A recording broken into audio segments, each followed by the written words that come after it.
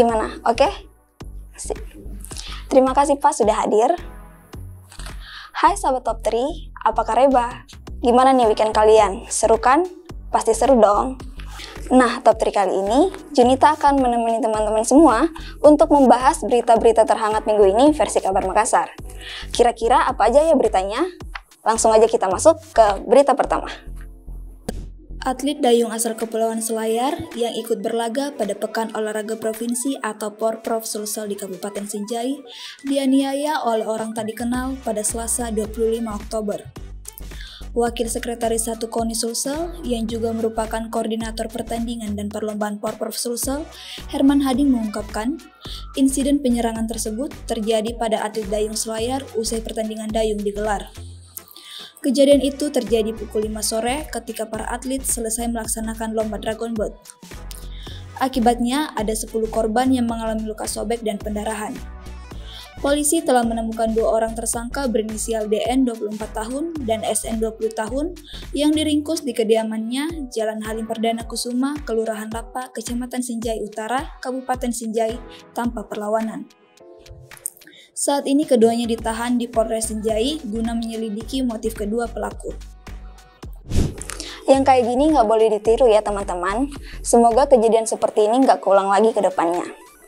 Oke, kalau gitu langsung aja kita masuk ke berita yang kedua.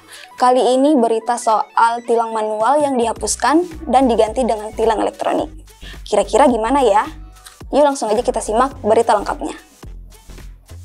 Satlantas Polrestabes Makassar mulai menghapuskan tilang manual berdasarkan instruksi Kapolri, serta diganti dengan tilang Electronic Traffic Law Enforcement atau ETLE.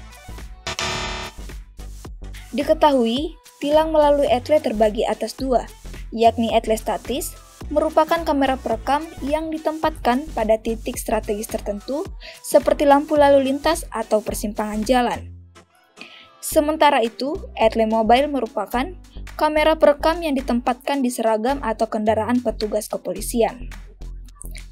Kasat Lantas Polrestabes Makassar, AKBP Sulanda menyebut, penghapusan tilang manual yang diganti dengan e-tilang atau ETLE akan mulai diterapkan. Meski begitu, pihaknya tak menampik jika tilang manual nantinya masih diperlukan dalam kondisi pengemudi yang mabuk atau dalam pengaruh alkohol serta balap liar. Oke, gimana nih sahabat Top 3? Tapi ingat ya, mau itu tilang manual atau tilang elektronik, kita harus tetap patuhin aturan lalu lintas saat berkendara. Oke, sekarang kita masuk ke berita yang terakhir mengenai gangguan ginjal akut yang saat ini dikhawatirkan di tengah masyarakat. Kira-kira di Makassar udah ada belum ya pasien dengan gangguan ginjal akut? Kalau gitu langsung aja kita simak berita lengkapnya.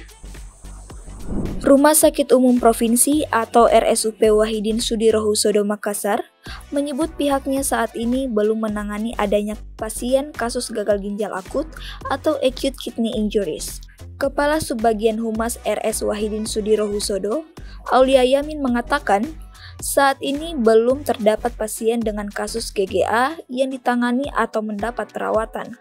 Sampai saat ini belum ada. Ungkapnya saat dikonfirmasi pada Rabu 26 Oktober. Meski begitu, RS Wahidin Sudirohusodo Makassar telah membentuk tim khusus untuk menangani pasien dengan kasus gagal ginjal akut sebagai rumah sakit rujukan yang ditunjuk oleh Kementerian Kesehatan Republik Indonesia. Wah, untung ya di Makassar belum ada. Tapi ingat, kita harus tetap jaga kesehatan, dan buat para orang tua sangat diharapkan untuk jaga kesehatan anak kalian biar kita semua tetap sehat. Oke, segitu aja berita Top 3 kali ini. Buat teman-teman yang punya opini atau pengalaman menarik, boleh banget langsung aja tulis komentar kalian di bawah biar kita saling sharing. Akhir kata, saya Junita Anastasia dan seluruh kru yang bertugas mengucapkan terima kasih, dan jangan lupa untuk like, komen, dan subscribe, serta nyalakan juga lonceng notifikasinya, biar teman-teman gak ketinggalan informasi-informasi terbaru dari Kabar Makassar. Kalau gitu, sampai jumpa!